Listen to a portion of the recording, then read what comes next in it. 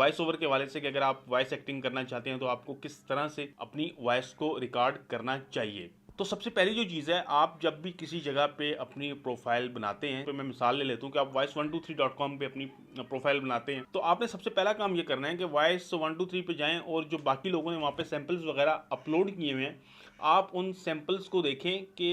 उन्होंने उसमें किस तरह से अपनी वॉइस को रिकॉर्ड किया हुआ है, उनके बोलने का लहजा किस तरह से है, वॉइस में कोई नॉइस वगैरह है या नहीं है। यकीनी बात है जो लोग उस पर काम कर रहे हैं, जो प्रोफेशनल काम कर रहे हैं, उसमें नॉइस नहीं होगी।